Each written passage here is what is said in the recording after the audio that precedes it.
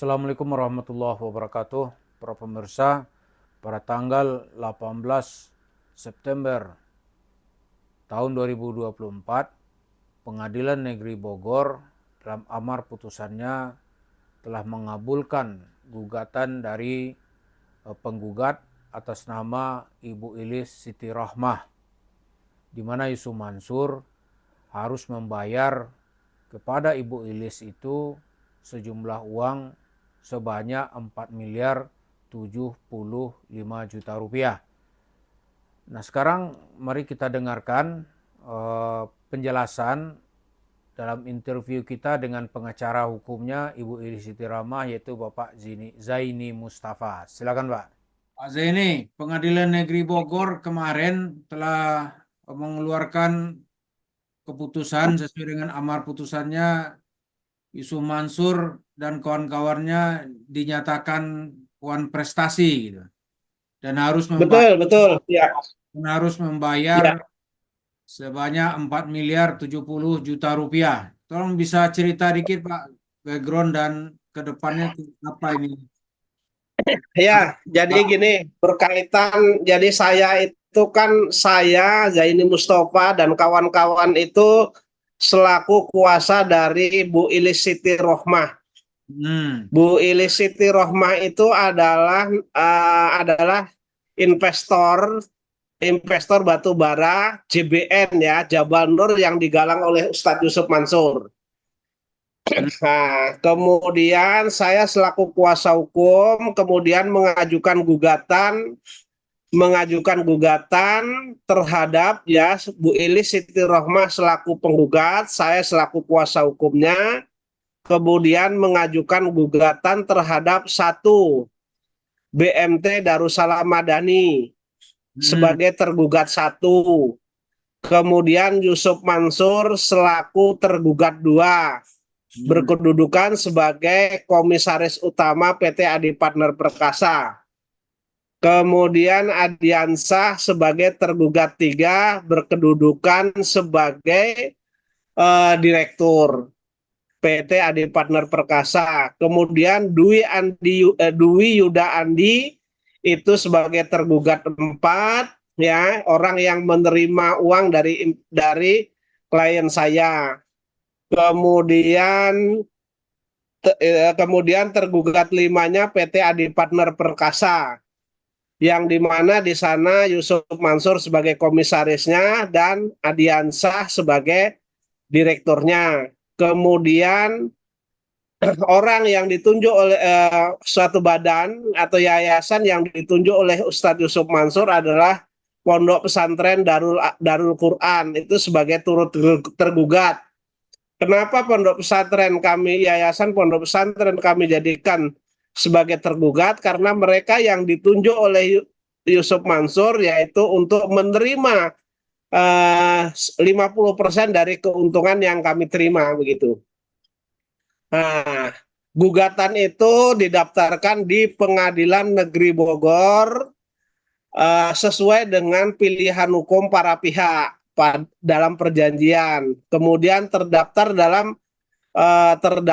dalam nomor 147 garis miring PDT titik G garis miring 2023 garis miring PN Bogor, begitu.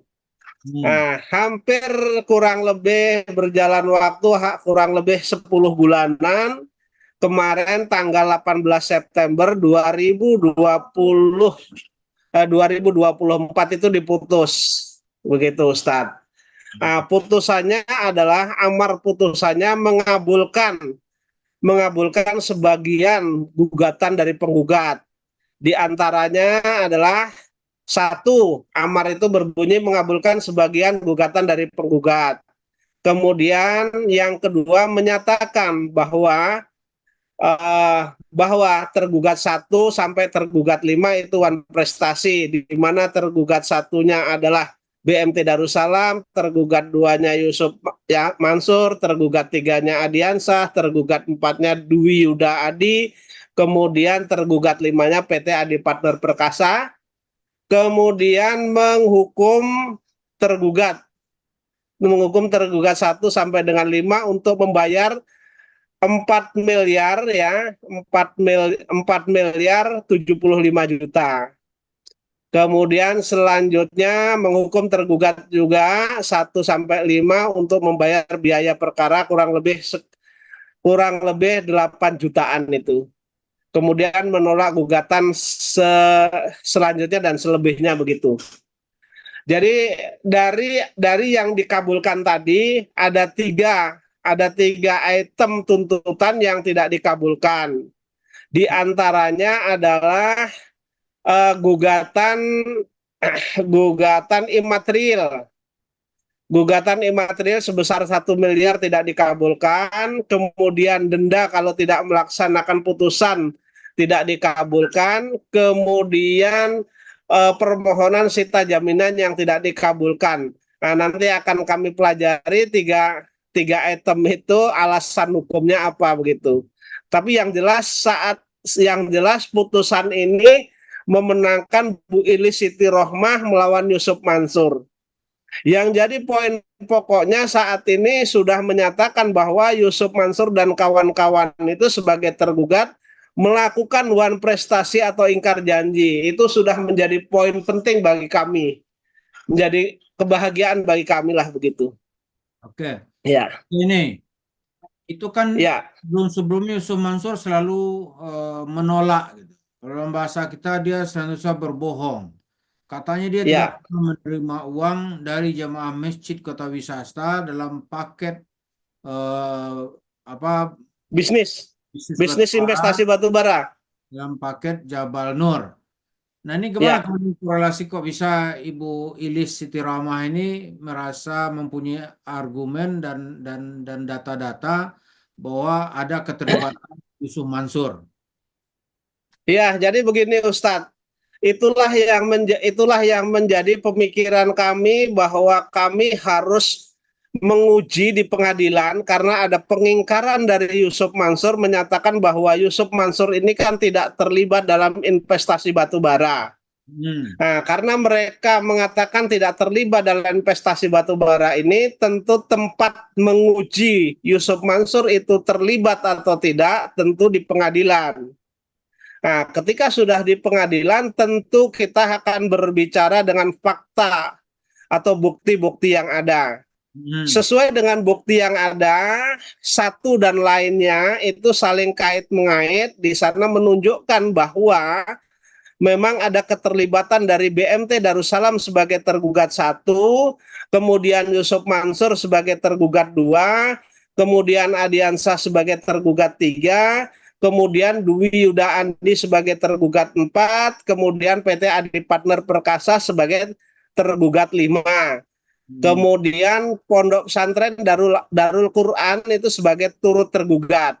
Di sana kami bisa membuktikan berdasarkan bukti-bukti yang kami miliki sehingga hakim berkeyakinan dan yakin mereka memutuskan adanya keterlibatan Yusuf Mansur dan kawan-kawan begitu. Jadi tempat menguji di pengadilan ini.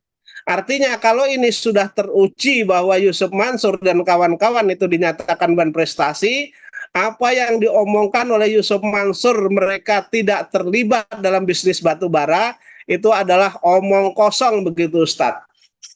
Oke. Ya. Ini seperti kebiasaan Yusuf Mansur itu berdusta adalah sesuatu yang inheren dalam keseharian Yusuf Mansur. Jadi tidak betul. Tidak Yusuf Mansur namanya kalau tidak berdusta gitu.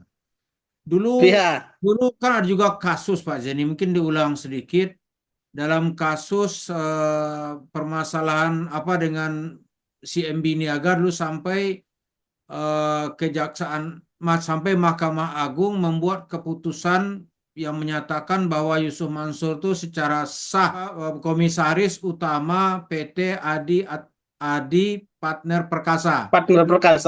Betul. Jadi di dalam perkara dengan CMB Niaga itu tercatat dalam perkara nomor 313 garis miring PDT titik G garis miring 2011 garis miring PN Jakarta Selatan. itu Yusuf Mansur digugat oleh si MB Niaga, Yusuf Mansur didudukkan sebagai tergugat berkaitan dengan kedudukannya sebagai komisaris utama.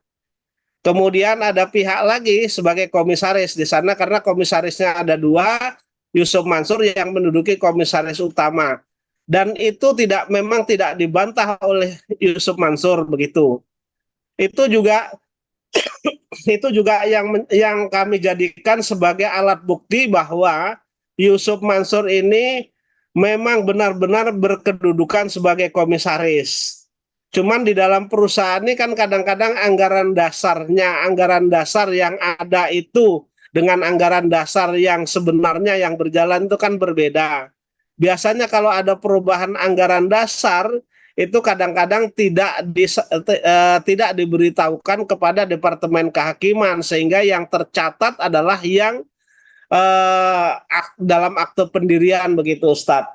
Tapi pengadilan meyakini bahwa Yusuf Mansur sebagai komisaris itu karena bank tidak mungkin akan memberikan fasilitas kredit ketika dokumen berkaitan dengan anggaran dasar kemudian susunan pengurus itu tidak disampaikan kepada bank. Oleh karena itu tentu mereka di dalam perkara 313 melawan si MB Niaga itu mereka tidak bisa berkutik dan tidak bisa berkilah Yusuf Mansur itu sebagai komisaris utama. Makanya Yusuf Mansur dalam jawabannya sama sekali tidak membantah mereka berkedudukan sebagai komisaris. Kenapa sekarang dalam perkara saya, baik dalam perkara nomor 147 Pengadilan Negeri Bogor maupun dalam perkara nomor 28 Pengadilan Negeri Jakarta Selatan itu mereka berkilah dan mereka menampik bahwa mereka sebagai komisaris. Makanya kami buktikan juga dengan adanya gugatan si MB Niaga perkara 313 itu, Ustadz. Maka hakim berkesimpulan Yusuf Mansur ini adalah sebagai komisaris utama dan berdasarkan keterangan-keterangan saksi yang saya hadirkan lebih dari 2 orang itu menyatakan Yusuf Mansur ketika melakukan presentasi bisnis batu bara, mereka mengatakan bahwa kedudukannya sebagai komisaris utama. Itu menjadi catatan atau poin penting bagi majelis hakim begitu, Ustadz. Ya, jadi Yusuf Mansur yang lari-lari menyelamatkan diri, nampaknya di Pengadilan Negeri Bogor ini mereka sudah tidak bisa lari. Jadi ibaratnya selicik-liciknya orang, ya dia kena juga gitu.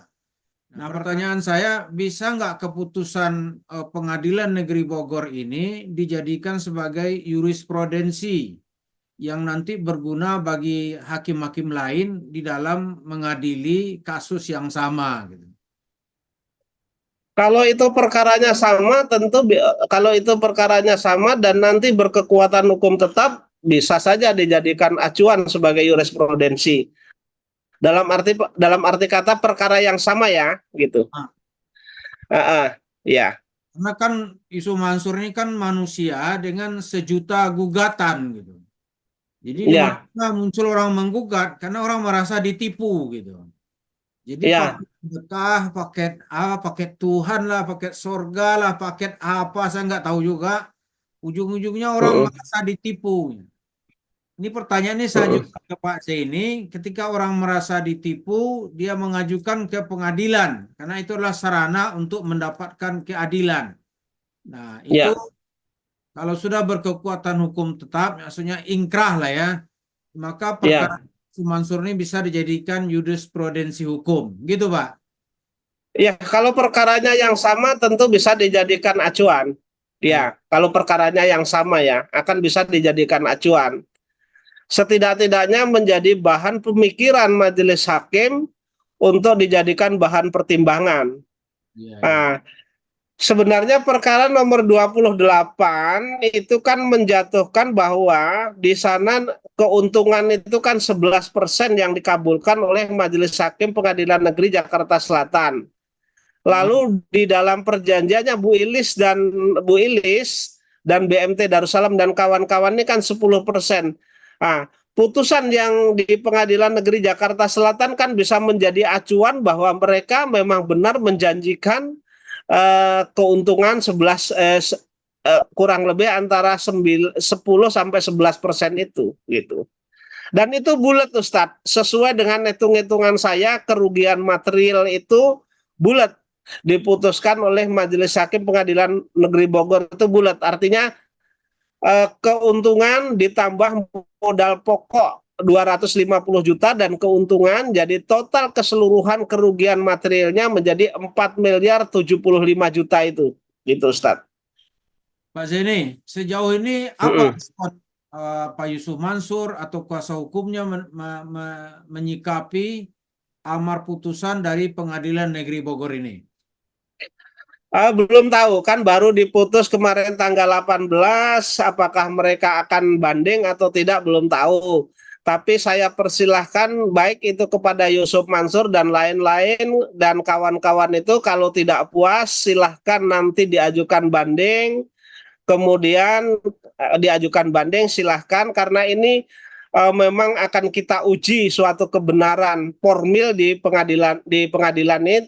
Faktanya bahwa memang benar ada investasi batu bara yang digalang oleh Yusuf Mansur yang merugikan kurang lebih 250 orang dengan total kerugian kurang lebih awalnya masuknya sekitar 55 miliar, sekarang kurang lebih yang belum dikembalikan itu sekitar 50 miliaran.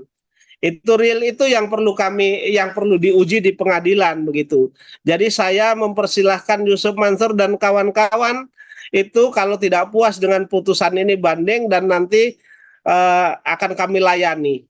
Jangankan itu, ini sebentar lagi juga saya akan mengajukan gugatan subjek hukum yang lainnya ya. Perkaranya objeknya tetap batu bara tetapi subjek hukumnya berbeda orang lagi karena dari 250 orang itu kan baru saya dan Bu Ilis yang mengajukan. Artinya masih ada 248 orang lagi yang antri untuk mengajukan gugatan terhadap Yusuf Mansur. Insya Allah sampai Yusuf Mansur dipanggil Allah Subhanahu wa Ta'ala, mungkin perkara ini belum selesai begitu Ustadz. Kalau Yusuf Mansur tidak mau menyelesaikan perkara ini begitu. Oke Pak Zaini, Ya. kita tunggu bagaimana respon Yusuf Mansur dan kuasa hukumnya untuk menyikapi keputusan Pengadilan Negeri Bogor ini dalam kurun waktu paling lama 7 hari setelah keputusan ini diumumkan. Kalau 14 tidak, hari itu 14 hari tenggang waktu bandingnya 14 hari. 14 hari. Ya, jadi mulai tanggal 28 tuh kalau mereka tidak puas mereka bisa banding 14 hari ke belakang begitu. Oke. Jadi gini, saya menyikapi ini Yusuf Mansur banding atau Yusuf Mansur tidak banding atau Yusuf Mansur banding, saya tetap tegar berada di depan untuk melakukan pembuktian dan perlawanan terhadap Yusuf Mansur ini begitu. Oke Pak Zaini. Tapi legal ya, ini secara hukum legal. Artinya kita uji kita uji kebenarannya apakah memang benar ada investasi batu bara atau tidak. Yusuf Mansur mengatakan tidak ada, kami mengatakan ada. Makanya perlu kami uji di pengadilan ini dan ternyata tanggal 18 kemarin menyatakan bahwa Yusuf Mansur dan kawan-kawan adalah lawan prestasi. Itu bagi kami adalah suatu hal yang penting untuk membuktikan itu. Jadi sebelum kita akhiri, saya minta penjelasan sedikit. Itu maksud wan prestasi dalam bahasa yang agak vulgar itu apa itu sebenarnya? Kadang-kadang orang nggak begitu ingkar janji. Jadi bahasa wan prestasi itu kan bahasa hukum. Kemudian bahasanya adalah ingkar janji. Mereka berjanji tetapi tidak ditepati. Nah, kalau dalam bahasa agama mungkin bahasa ingkar janji atau tidak menepati janji ini salah satu ciri orang-orang munafik begitu Ustadz. Mungkin Ustadz bisa jelaskan juga itu. Ya, terima kasih Pak Zaini.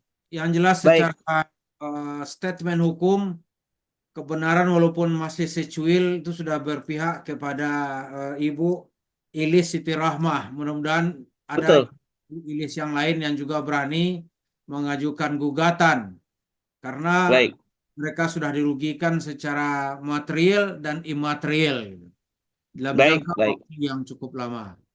Oke, Pak baik. Zeni, kita tunggu mudah-mudahan keputusan ini segera direalisasikan.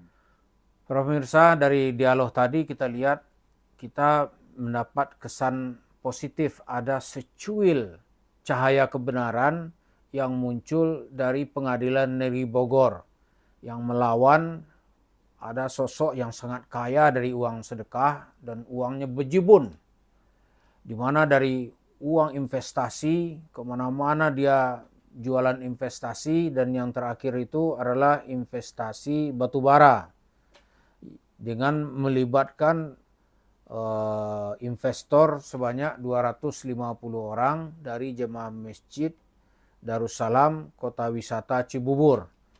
Ternyata investasi itu dilarikan oleh Yusuf Mansur, dibawa kabur. Maka pada tanggal 18 kemarin pengadilan membuktikan bahwa Yusuf Mansur itu memang seorang yang sudah wan prestasi, ingkar janji, berbohong, dan munafik. Karena itu dia harus segera membayarnya. Cuma karena ini negara hukum, orang masih dikasih kesempatan untuk membela diri. Apakah Yusuf Mansur itu memang sudah tidak ada pri kemanusiaan lagi, jadi uang batubara ini dia ambil. Karena itu banyak dari jemaah itu sangat yakin uang itu tidak dia gunakan untuk bisnis batubara, tapi dia belikan tanah, dia bangun di situ warung steak and shake.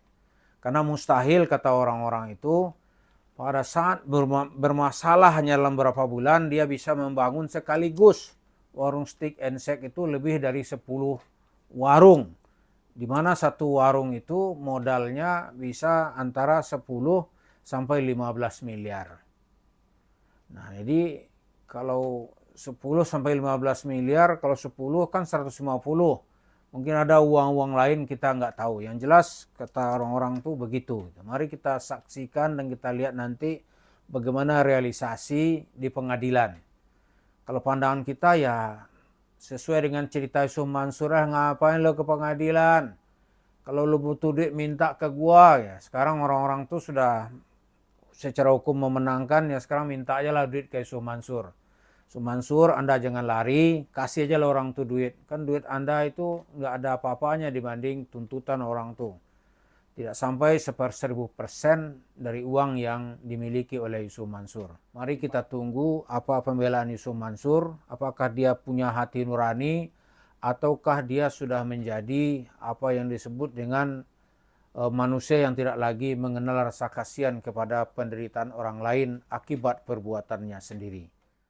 Terima kasih. Assalamualaikum warahmatullahi wabarakatuh.